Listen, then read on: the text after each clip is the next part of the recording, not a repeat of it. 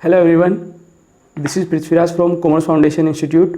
आज class 12th accounts की class है और आज हम एक नई यूनिट स्टार्ट करने वाले हैं जो सबसे ज़्यादा मार्क्स के आपके एग्जाम में पूछे जाते हैं। इसका नाम है पार्टनरशिप फर्म। आज हम पार्टनरशिप फर्म के अंदर फंडामेंटल कॉन्सेप्ट जो सेकंड चैप्टर आपके बुक्स में वो चैप्टर कवर करेंगे, जिसके अंदर थ्योरी भी इम्पोर्टेंट है प्लस छोटे छोटे प्रैक्टिकल मिसलिनियस टाइप के कॉन्सेप्ट हैं जो हमें करने हैं। सो स्टार्ट करते हैं video. Accounting for partnership firm fundamentals. सबसे पहले तो पार्टनरशिप ये आपके लिए एक बहुत न्यूली कॉन्सेप्ट है। ये वाला बिजनेस मॉडल आपने पहले 11th क्लास में कभी नहीं सुना। पार्टनरशिप कहते हैं किसको है, जब मिनिमम 2 कॉम्पिटेंट पर्सन मतलब मिनिमम 2 कॉम्पिटेंट पर्सन अगर किसी भी लॉफुल बिजनेस को करने के लिए तैयार हो जाते हैं उसको बोलते हैं पार्टनरशिप फर्म। सबसे पहले तो इसके अंदर मिनिमम 2 कॉम्पिटेंट पर्सन की रिक्वायरमेंट होती है। मैक्सिमम कितना आगे पढ़ेंगे इसके नेचर और फीचर्स में कि कितने मैक्सिमम पर्सन आपके परमिसेबल होते हैं पार्टनरशिप फर्म के अंदर। सबसे पहले तो partnership it is a form of business organisation in which 2 और मोर, मतलब क्या सर हम एक बंदे से पार्टनरशिप स्टार्ट कर सकते हैं अगर एक ही पार्टनर होगा? तो नहीं, वो तो आपकी सोल प्रोप्राइटरशिप फर्म मानी जाएगी जो आपने 11th क्लास में, जिसके लिए आपने अकाउंटिंग, ट्रेडिंग एंड P&L, फिर उसके बाद में बैलेंस शीट वो सब बनाई थी। यहाँ पे क्या है, पार्टनरशिप फर्म के लिए आपको मिनिमम कम से कम एटलीस्ट 2 कॉम्पिटेंट पर्सन की तो रिक्वायरमेंट होती ही होती है। हाँ, उससे ज़्यादा होगा तो वो चलेगा, लेकिन मिनिमम 2 से तो कम नहीं होना चाहिए। ठीक है सर। कॉम्पिटेंट पर्सन का मतलब क्या होता है सर? ये क्या होता है कॉम्पिटेंट पर्सन? देखो, कॉम्पिटेंट पर्सन का मतलब ये आपके सिलेबस में तो नहीं है, लेकिन फिर भी आपको समझा देता हूँ कि कॉम्पिटेंट पर्सन कौन कौन होते हैं। एक तो ऐसे पर्सन जो अनसाउंड माइंड के ना हो। सर अनसाउंड माइंड मतलब जो पत्थर ना फेंकते हो। सर पत्थर फेंकने वाला मतलब पागल? हाँ जी। कॉम्पिटेंट पर्सन का मतलब ऐसे पर्सन जो अनसाउंड माइंड के ना हो और वो इनसॉल्वेंट भी होने नहीं चाहिए। सर वो क्या होता है इनसॉल्वेंट? सर इसका मतलब होता है जब कोई पर्सन अपने डेट पे करने में इनकेपेबल होता है। तो सर डेट का मतलब अगर ये मान के चलो, अगर मैं बिल्कुल सिंपल लैंग्वेज में समझाऊं तो, कि जब कोई पर्सन अपने ऊपर जो भी उसके ऊपर लोन है, जो भी उसके ऊपर EMI होती है, जो भी उसके ऊपर कर्जा होता है, वो वाले डेट, लोन, EMIs उनको पे करने में सक्षम नहीं होता, वो कैपेबल नहीं होता, उसको बोलता है इंसॉल्वेंट पर्सन। ठीक है सर। सर और बताओ कॉम्पिटेंट पर्सन कौन से होते हैं?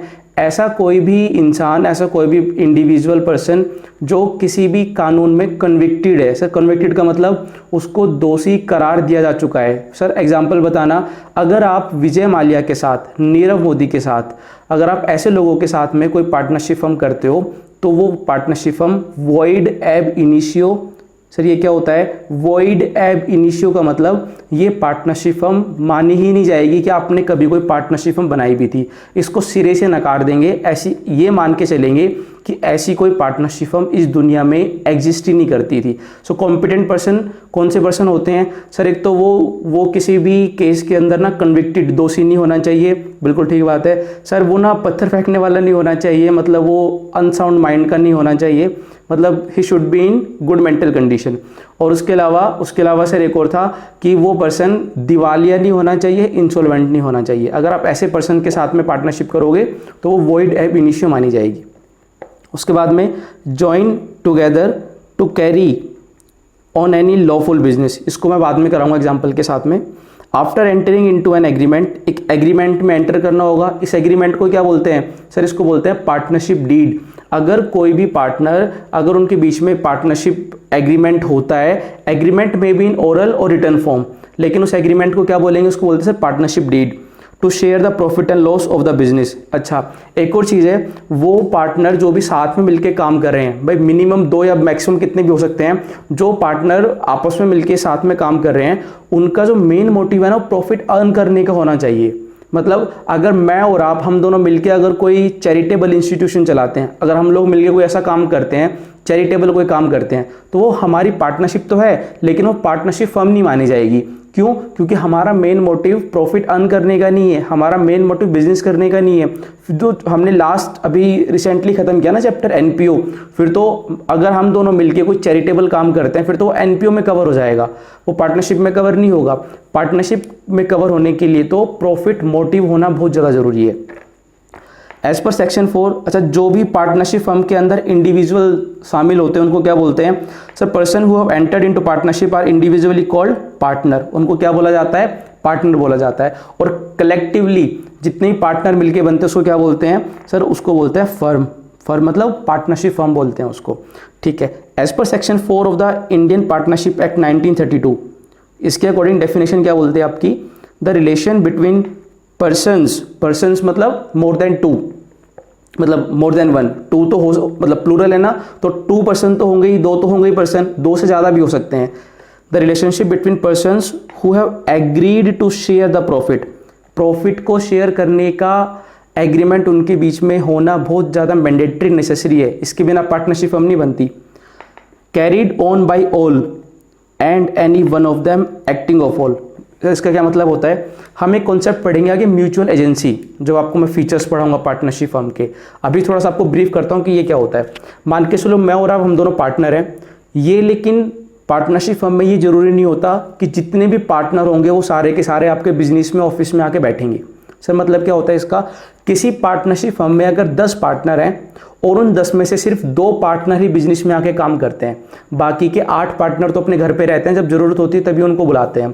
तो इसका मतलब सर वो 8 लोग पार्टनर नहीं होंगे सर, वो भी पार्टनर के अंदर काउंट होंगे, उनको भी प्रॉफिट का शेयर मिलेगा। ये कोई कहीं किसी बुक में किसी एक्ट में नहीं लिखा हुआ कि जितने भी पार्टनर हैं सभी का बिजनेस, सभी का ऑफिस में आना 100% मैंडेटरी है। अगर वो 10 पार्टनर है, 10 में से कोई 2 काम कर रहे हैं, तो वो बाकी के 8 जो घर पे बैठे हैं वो भी स्टिल पार्टनर में, पार्टनरशिप फर्म के अंदर एज ए पार्टनर ही काउंट होंगे। तो इसका मतलब ये होता है कि या तो वो सारे लोग मिलके काम करें तो भी चलेगा, या उन सब की तरफ से कोई भी एनी वन ऑफ देम, कोई एक भी होगा ना। अगर 40 पार्टनर है, उन 40 में से अगर एक भी इंसान अगर काम कर रहा है पार्टनरशिप फर्म में, तो बाकी के रिमेनिंग 39 वो भी एज इट इज पार्टनर ही काउंट होंगे। तो या तो सारे काम करो तो भी ठीक है, या फिर उनकी तरफ से कोई भी 1 2 3 कितने भी काम करो तो वो भी चलेगा, ठीक है। उसके बाद में नेचर ऑफ पार्टनरशिप का नेचर क्या होता है? सर सबसे पहले तो नंबर ऑफ पर्सन्स, मिनिमम कितने चाहिए होते हैं? Sir minimum 2। सर इसको याद करने का तरीका बताना। अभी लॉकडाउन चला हुआ है, हाँ जी सर, कोरोना की वजह से लॉकडाउन चल रखा है, और आज तो 4.0 भी अनाउंस कर दिया है मोदी जी ने कि 18 से आगे और बढ़ने वाला है। देखो अगर इस लॉकडाउन में कोई भी शादी होती है तो मिनिमम कितने लोगों की ज़रूरत होती है? सर मिनिमम शादी के लिए मिनिमम सर 2 चाहिए, एक तो लड़का और एक लड़की, ठीक है, मिनिमम 2 चाहिए। तो पार्टनरशिप के लिए मिनिमम 2 चाहिए, ठीक है। और मैक्सिमम कितने अलाउड हैं अभी लॉकडाउन में अगर शादी होगी तो? सर अभी जो न्यूज़ में सुनते हैं मैक्सिमम 50 अलाउड है, तो पार्टनरशिप फर्म के लिए 50 अलाउड है। ये आपको याद करने का तरीका है कि मिनिमम तो 2 और मैक्सिमम 50, इतने लोग एक पार्टनरशिप फर्म में एज ए पार्टनर एडमिट हो सकते हैं। अब देखो ये 50 ना आपके बुक्स में 100 भी गिवन होगा, जो पुरानी ओल्ड बुक है ना जिन्होंने अपडेटेड नहीं है जो बुक, उसमें अभी भी स्टिल 100 गिवन नहीं होगा। But as per companies rule number 10 of companies incorporation rule 2014, उसके अकॉर्डिंग तो मैक्सिमम 50% ही अलाउड है। मैक्सिमम 50 लोग ही एक पार्टनरशिप फर्म में एज ए पार्टनर एडमिट हो सकते हैं as per rule number 10 of companies incorporation rule 2014। Sir हमें याद करना है? नहीं, ये याद नहीं करना। लेकिन अगर आपके बुक्स में 100 लिखा हुआ है और अगर आपके स्कूल में कोई भी स्कूल टेस्ट होता है, यूनिट टेस्ट होते हैं, पीरियोडिक टेस्ट होते हैं, तो प्लीज़ आप वहाँ पे 100 ही लिख के आना, क्योंकि आपके टीचर आपके बुक के अकॉर्डिंग ही आपको चेकिंग करके मार्क्स देगी।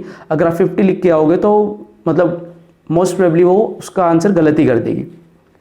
तो आप वहाँ पे 50 लिख के आना तो चलेगा, मतलब 100 लिख के आओगे तो चलेगा, लेकिन 50 लिख के आओगे तो आपको नोट डाल के आना पड़ेगा कि as per rule number 10 of companies incorporated rule 2014 maximum number permissible as a partner in a partnership firm is 50%।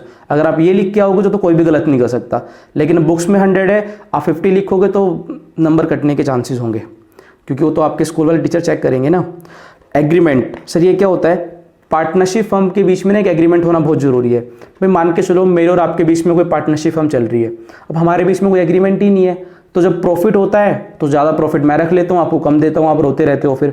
या फिर जब लॉस होता है ना तो ज़्यादा लॉस मैं आपसे चार्ज करता हूँ कि तू भी तो पार्टनर है ना, आपसे लॉस ज़्यादा चार्ज करता हूँ, मैं लॉस कम करता हूँ, फिर भी आप रोते रहते हो। तो सर इसका मतलब ये हुआ ना, देखो हमारे बीच में लड़ाई झगड़े ना हो, इससे अच्छा तो ये ना कि हम एक एग्रीमेंट बना ले।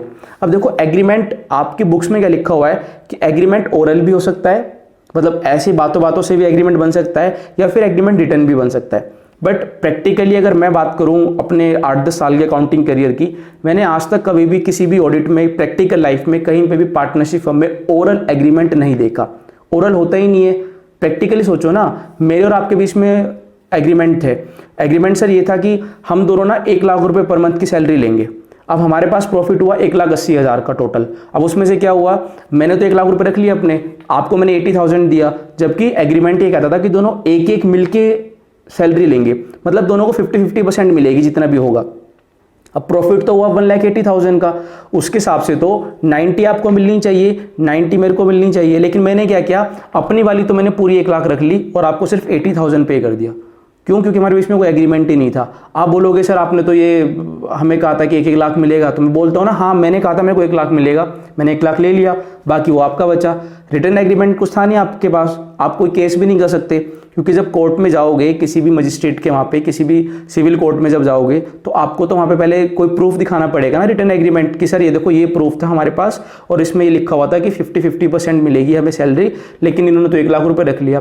तो कहने का मतलब क्या समझा रहा हूँ मैं आपको कि एग्रीमेंट ओरल फॉर्म में भी हो सकता है, बट रिकमेंडेबल प्रेफरेबल वो हमेशा रिटर्न वाला ही होता है। क्योंकि अगर फ्यूचर में कोई भी डिस्प्यूट होते हैं, किसी भी पार्टनर के बीच में कोई भी अनबन हो जाती है, उनके बीच में कोई भी झगड़े फसाद होते हैं, तो उस केस में रिटर्न एग्रीमेंट ही आपका as a proof, as a evidence court में, सिविल केस में वहां पे आपका वो एडमिसिबल होता है। ओरल एग्रीमेंट तो कुछ होता ही नहीं ना, आज मैं कुछ और कह रहा हूँ, कोर्ट में जाके कुछ और बयान दे दूंगा, कोई और स्टेटमेंट दे दूंगा वहां पे, तो वो तो चल ही नहीं सकता ना वहां पे। ठीक है sir, so it may be oral और रिटर्न, लेकिन डिस्प्यूट को अवॉइड करने के लिए प्रेफर्ड क्या होता है कि आप हमेशा रिटर्न एग्रीमेंट बनाओ। और प्रैक्टिकल लाइफ में भी रिटर्न एग्रीमेंट ही हमेशा चलता है, ओरल कोई नहीं चलाता। उसके बाद में अनलिमिटेड लायबिलिटी, सर इसका क्या मतलब है, देखो जितने भी पार्टनर होंगे ना, जो भी उन्होंने कर्मकांड करे होंगे, उनके लिए वो जॉइंटली और सेवरली आपस में मिलजुल के सारे कलेक्टिवली उसके लिए जिम्मेदार होंगे। ऐसा नहीं है कि हम सिर्फ एक पार्टनर को पकड़ेंगे, एक को छोड़ देंगे, सारे मिलके। अगर इनकम टैक्स का नोटिस आता है, कंपनीज एक्ट का नोटिस आता है, अगर जीएसटी का नोटिस आता है, मतलब कोई पेनल्टी लगती है, तो सारे पार्टनर जितने भी वहां पे उस टाइम पे पार्टनरशिप फर्म में होते हैं ना, सब लोग मिलके पे करते हैं। तो जॉइंटली और सेवरली का मतलब सब लोग अपने अपने कर्मों के लिए बराबर हिस्सेदार होंगे। उसके बाद में no separate legal existence, sir इसका क्या मतलब होता है, जैसे आपने कंपनी एक्ट में, मतलब लास्ट ईयर आपने पढ़ा था ना एक, कि ऑर्गेनाइजेशन मतलब business and owner both are separate legal entity, लेकिन पार्टनरशिप फर्म में ऐसा नहीं होता। पार्टनरशिप फर्म में क्या होता है ना कि बिजनेस कोई अलग से लीगल एग्जिस्टेंस रखता ही नहीं है, जो आपका पार्टनर है सब कुछ वही होता है उस केस में, मतलब जितने भी आपके पार्टनर है। सर एग्जांपल बताना, अगर आपने कोई मारुति कंपनी की गाड़ी खरीदी, मारुति कंपनी की आपने गाड़ी खरीदी और उस गाड़ी में कुछ भी फॉल्ट निकल गया, तो आप मारुति कंपनी पे केस करोगे, ना कि मारुति कंपनी के सीईओ के ऊपर। मतलब आप मारुति कंपनी के ओनर के ऊपर केस नहीं करोगे, जो भी उसका एक्स बजट जो भी ओनर होगा, आप मारुति कंपनी के ऊपर केस कर सकते हो, क्योंकि आपको जो गाड़ी दी है वो मारुति कंपनी ने दी है। अब उस केस में तो क्या है ना कि ओनर और कंपनी मतलब बिजनेस सेपरेट लीगल एंटिटी है। लेकिन अगर कोई पार्टनरशिप फर्म है, उस पार्टनरशिप फर्म के अंदर अगर आपने उससे कोई बिजनेस किया और उसमें ना आपको मतलब इलीगली बोलो या फिर गलत तरीके से आपका हरासमेंट हो गया, अब आपको उसके ऊपर केस करना है। अब आप पार्टनरशिप फर्म के ऊपर केस मत करोगे, मतलब आप कर ही नहीं सकते, क्योंकि पार्टनरशिप फर्म की कोई लीगल एग्जिस्टेंस होती नहीं है। आपको तो डायरेक्ट उसके मतलब पार्टनर को पकड़ना पड़ेगा, आप डायरेक्ट उसके पार्टनर के ऊपर केस करोगे। मतलब क्या होता है कि यहाँ पे ना ओनर छिप नहीं सकता अपने बिजनेस के पीछे पार्टनरशिप फर्म में, क्योंकि यहाँ पे जो भी एसेट होती है, जो भी लाइबिलिटी होती है, जो भी आपके लिए जो भी आपके केस चल रहे होते हैं, सबके लिए आपका डायरेक्ट पार्टनर ही जिम्मेदार होता है, डायरेक्ट पार्टनर ही रिस्पॉन्सिबल होता है। तो यहाँ पे वो सेपरेट लीगल एंटिटी वाला कॉन्सेप्ट नहीं चलता। उसके बाद में sharing of profit and losses, ये क्या होता है वो मैंने आपको पहले ही बताया कि पार्टनरशिप फर्म अगर आप कर रहे हो, सो ये तो मैंडेटरी है आपके लिए कि profit should be shared by the partner in an agreed ratio. जो भी रेशो उनके बीच में होती है कि मैं और आप पार्टनर है, हमारे बीच में रेशो है कि 3:2, मतलब 3/5 मेरे को मिलेगा, 2/5 आपको मिलेगा। सर हमेशा हमें ही कम क्यों मिलेगा, चलो मान के चलते 1:1, आधा मेरे को मिलेगा, 1/2 आपको मिलेगा। सो ये होते हैं आपकी sharing of profit and losses. अगर किसी पार्टनर में PSR नहीं है, अगर वो प्रॉफिट को शेयर करना ही नहीं चाहते, देखो PSR का होना ना होना एक अलग बात है और प्रॉफिट का शेयर करना या ना करना वो एक अलग बात है। देखो अगर PSR नहीं है तो आप खुद बताओ, अगर किसी पार्टनरशिप फर्म में कोई रेशो ही नहीं है, एग्रीमेंट ही नहीं है उनके बीच में, तो हमें किस रेशो में बांटना चाहिए, हमें उनको प्रॉफिट कैसे देना चाहिए, प्रॉफिट तो देना पड़ेगा ना। हाँ जी सर, हमें ना फिर प्रॉफिट ना उनके बीच में लड़ाई ना हो, हमें एक काम करना चाहिए, हमें इक्वली देना चाहिए। तो ठीक है, अगर इक्वली अगर PSR नहीं होगी, प्रॉफिट शेयरिंग रेशो अगर नहीं होगी, एग्रीमेंट नहीं होगा, तो इक्वली दे देंगे उस केस में, तो वो तो चलेगा। लेकिन अगर कोई पार्टनर प्रॉफिट को शेयर ही ना करना चाहे, मतलब वो चाहते ही नहीं है प्रॉफिट को बांटना, उस केस में सर फिर वो पार्टनरशिप फर्म नहीं है, वो तो NPO है, वो तो फिर नॉट फॉर प्रॉफिट के लिए काम कर रहे हैं, वो तो NPO हो गई, वो पार्टनरशिप फर्म थोड़ी ना है। ठीक है सर। अब उसके बाद में देखो आगे लिखा हुआ है म्यूचुअल एजेंसी। सर ये क्या होता है म्यूचुअल एजेंसी? जो मैंने आपको बताया ना कि या तो सारे लोग आके बिजनेस में काम करें तो भी चलेगा, या फिर अगर कोई एक बंदा भी काम करेगा ना तो उस एक बंदे के काम करने की वजह से बाकी के जितने भी पार्टनर जो घर पे हैं वो सब भी रिस्पॉन्सिबल होंगे। भाई मान के चलो 10 बंदे थे, 10 में से सिर्फ एक इंसान काम कर रहा था और उस इंसान से पार्टनरशिप फर्म में कोई गलती हो जाती है, तो ऐसे नहीं कि खाली वो अकेला भुगतेगा, बाकी के जो 9 बंदे जो घर पे हैं ना वो भी उसके लिए इक्वली रिस्पॉन्सिबल होंगे। ये होती है आपकी म्यूचुअल एजेंसी। मतलब अगर सारे पार्टनर काम करेंगे तो लायबल होंगे ही होंगे, जो भी वो काम करेंगे प्रॉफिट कमाएंगे तो सब में बटेगा, लॉस होगा तो भी सब में बटेगा। लेकिन अगर कोई एक इंसान भी काम कर रहा होगा ना, बाकी के 9 घर पे बैठे हैं, फिर भी वो 9 बंदे पार्टनरशिप फर्म में लॉस या प्रॉफिट दोनों के बराबर के हिस्सेदार होंगे। तो ऐसा नहीं होता म्यूचुअल एजेंसी में कि जो इंसान काम कर रहा है बस वही उसका मालिक है, बाकी सब तो गए पानी में, ऐसा नहीं होता। तो म्यूचुअल एजेंसी का मतलब सारे लोग म्यूचुअली एक साथ इकट्ठे होके जो भी वो काम करेंगे पार्टनरशिप फर्म में, चाहे वो 1 करे या 10 करें, सबके सब बराबर उसमें मतलब रिस्पॉन्सिबल होंगे। उसके बाद में always to conduct a business. Sir business होगा, अब पार्टनरशिप फर्म कोई डॉक्यूमेंटेशन बनाने के लिए थोड़ी ना बनाई है कि खाली पेपर इकट्ठे कर दिए, पार्टनरशिप फर्म बना दी, काम हो गया। कुछ ना कुछ तो बिजनेस करने के लिए सोचा होगा ना।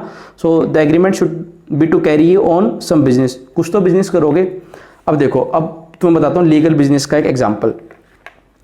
इस एग्जाम्पल की वजह से ना ये वीडियो दोबारा से शूट करनी पड़ रही है। पहले वीडियो में ऑलरेडी अपलोड कर चुका था, बट क्योंकि वो उसमें जो एग्जाम्पल थे वो थोड़े से पापा को अच्छे नहीं लगे, तो इस वजह से वो वीडियो मेरे को डिलीट करके नई वीडियो में अपलोड कर रहा हूँ। ये वाली एग्जाम्पल सुनना। 2 दोस्त थे, 2 फ्रेंड ने मिलके प्लानिंग करी कि हम लोग ना एक पार्टनरशिप हम बनाएंगे। मतलब वो कॉमर्स के स्टूडेंट रहे थे पहले। अब उनकी प्लानिंग क्या थी, ध्यान से सुनना, एक स्टोरी सुना रहा हूँ आपको।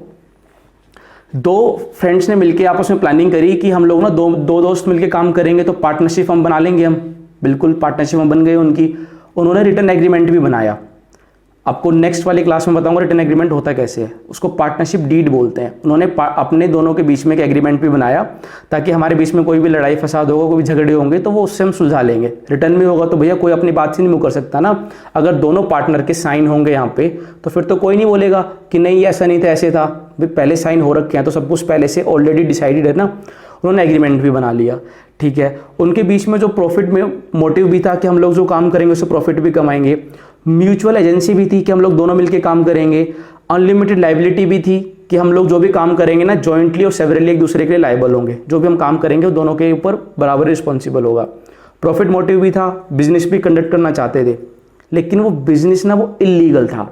उन लोगों ने प्लानिंग करी कि हम लोग ना क्या काम करते हैं, हम लोग ना एक बैंक को लूटने की प्लानिंग करते हैं। उन लोगों ने एक बैंक लूटने की प्लानिंग करी और उन्होंने एक बैंक लूट भी लिया। अब उसमें हुआ क्या कि एक फ्रेंड के पास तो 10 लाख रुपए आ गए और एक के पास सिर्फ 2 लाख रुपए आए। वो 2 लाख रुपए क्यों आए? क्योंकि वो जिस वाले रूम में घुसा था बैंक लूटने के लिए, उस वाले लॉकर के अंदर ना सिर्फ 10-10 रुपए वाली बंडल रखे हुए थे, मतलब 10 रुपए वाली नोट की गड्डियाँ रखी हुई थी। अब हुआ क्या, उसके पास वैसे तो बहुत भारी था, वेट तो बहुत हैवी था, लेकिन वो थे तो 10 रुपए वाले बंडल ना।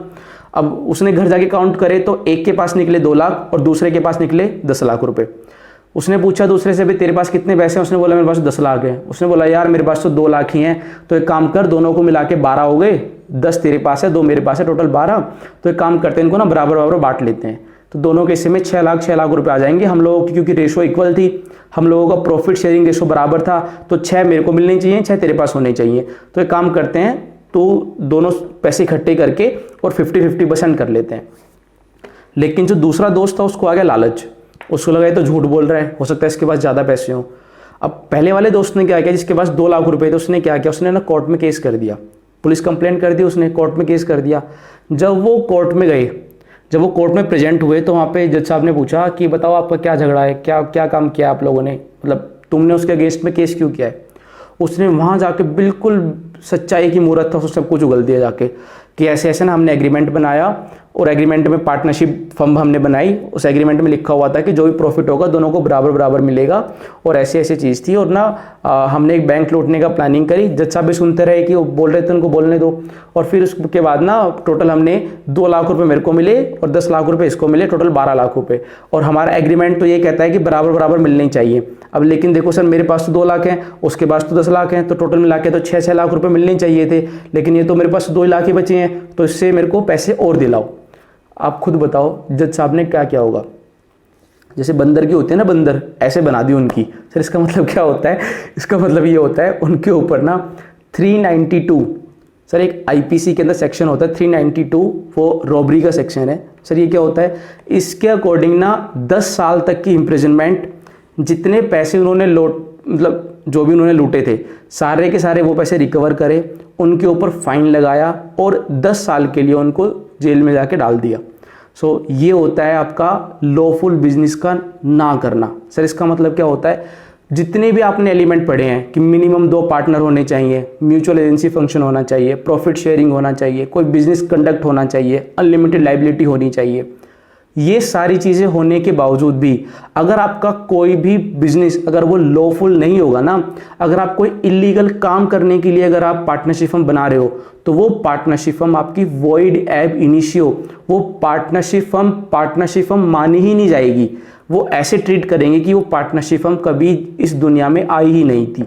तो इसके लिए आपका बिजनेस मस्ट बी लॉफुल, वो एक लीगल बिजनेस होना चाहिए। यही पॉइंट जो ऊपर लिखा हुआ था कि लॉफुल बिजनेस कंडक्ट होना चाहिए। अगर इलीगल बिजनेस करोगे, अगर आप कोई भी ऐसा कोई काम करने के लिए पार्टनरशिप फर्म बना रहे हो जो कि कानून की नज़रों में इलीगल है, गैर कानूनी है, तो वो आपकी पार्टनरशिप फर्म नहीं मानी जाएगी। ठीक है सर। अब देखो कौन कौन से अकाउंट एक पार्टनरशिप फर्म को बनाने होते हैं। सो trading and profit and loss account, profit and loss appropriation account, capital account of partners और बैलेंस शीट। सर इसमें से ना पहले वाला अकाउंट और लास्ट वाला अकाउंट, ये वाला फर्स्ट ट्रेडिंग और फोर्थ बैलेंस शीट, ये तो हम लोगों को आता है बनाना, तो ये सेम है। अब इसलिए ना 11th क्लास में जो आप ट्रेडिंग एंड P&L डिटेल में बना चुके हो, पूरे 2 चैप्टर उसके ऊपर थे, विद एडजस्टमेंट विदाउट एडजस्टमेंट, वो ऑलरेडी आप बना चुके हो। तो यहाँ पे 11th क्लास में P&L trading and P&L account banana generally नहीं पूछा जाता। आपके पेपर में जो आएगा, देखो पास्ट एडजस्टमेंट का क्वेश्चन जरूर आता है, जिसमें प्रॉफिट एंड लॉस अकाउंट 2 या 3 लाइन का बनता है, वो भी वर्किंग नोट में, कभी कभी, हमेशा नहीं आता क्वेश्चन। और P&L एप्रोप्रिएशन अकाउंट, ये एक नया अकाउंट है जो आपको बनाना सीखना पड़ेगा, जो आप फर्स्ट टाइम बनाओगे, 11th क्लास में आपने कभी नहीं बनाया। और P&L एप्रोप्रिएशन अकाउंट तो आपका एक्सटेंशन ऑफ P&L अकाउंट ही होता है, मतलब पहले P&L अकाउंट बनाते हो, उसके बाद में P&L एप्रोप्रिएशन अकाउंट बनाते हो। इस अकाउंट को मैं प्यार से बोलता हूँ कि ये वाला अकाउंट प्रॉफिट को ठिकाने लगाने के लिए बनता है। ठीक है सर, जब डिटेल में पढ़ेंगे ना नेक्स्ट क्लास में, तो अच्छे से पढ़ेंगे होता है क्या है। सो जो नया पढ़ना है आपको, जो आपने 11th क्लास में नहीं पढ़ा था, जो आपको नया पढ़ना है, एक तो profit and loss appropriation account पढ़ना है, उसके बाद में capital account of partner. Capital account आपने कहाँ पे बनाया था? सर कैपिटल अकाउंट तो हमने कहीं भी नहीं बनाया था, स्टेटमेंट ऑफ अफेयर बनाया था हमने, जो आपका सिंगल एंट्री वाला चैप्टर था 11th क्लास में। तो लेकिन यहाँ पे हम कैपिटल अकाउंट बनाएंगे पार्टनर्स का, और लास्ट में आके बैलेंस शीट। आपने अभी रिसेंटली NPO वाले चैप्टर में भी बनाई थी, बैलेंस शीट आपने 11th क्लास में बनाई थी, और बैलेंस शीट यहाँ पे भी है। तो बैलेंस शीट का तो सेम फॉर्मेट है, लाइबिलिटी अमाउंट, एसेट अमाउंट, वही चीज़ आपको बनानी है। उसके बाद यहाँ पे नीचे वही लिखा हुआ है कि P&L account generally 12th class में नहीं पूछा जाता, क्योंकि ये आप 11th में डिटेल में बढ़ चुके हो। अब बार बार तो ना उसी को पढ़ाएंगे आपको 11th में भी, जो ऑलरेडी आप कवर कर चुके हो, तो यहाँ पे थोड़ी ना आएगा वो। ठीक है सर, तो ये था हमारा पार्टनरशिप। दोबारा से रिवाइज कराने की आई थिंक जरूरत नहीं है, फिर भी 1 मिनट में रिवाइज कराता हूँ। पार्टनरशिप हम किसको बोलते हैं? सर ऐसा बिजनेस ऑर्गेनाइजेशन, ऐसा बिजनेस मॉडल जहाँ पे कम से कम 2 और maximum 50 as per rule 10 of companies incorporated rules 2014, उसके अकॉर्डिंग 50 मेंबर होने जरूर, मतलब मैक्सिमम 50 हो सकते हैं, मिनिमम 2 का होना जरूरी है। नेचर कौन कौन से पढ़े हमने? सर नेचर हमने पढ़ा है, तो उनके बीच में ना प्रॉफिट शेयरिंग होना चाहिए, number of partner 2, minimum maximum 50 होने चाहिए, प्रॉफिट शेयरिंग रेशो होनी चाहिए, कोई बिजनेस वो कंडक्ट करेंगे, म्यूचुअल एजेंसी होनी चाहिए कि या तो सारे बंदे काम करें या कोई भी एक काम करेगा तो भी चलेगा, अनलिमिटेड लाइबिलिटी होगी उनकी, जॉइंटली और सेवरली वो लाइबल होंगे। तो ये हमने पढ़ा था आपका पार्टनरशिप फर्म। उसके बाद में ये बेसिक था ताकि आपको ये पता चले कि पार्टनरशिप फर्म होती कैसी है। उसके बाद में आगे धीरे धीरे थ्योरी और फिर आपका प्रैक्टिकल इस चैप्टर का स्टार्ट हो जाएगा। लेंथी चैप्टर है, बट डोंट वरी, इजीली हो जाएगा, ज़्यादा डिफिकल्ट नहीं है। सो मिलते हैं नेक्स्ट वीडियो में। Bye bye, all the best.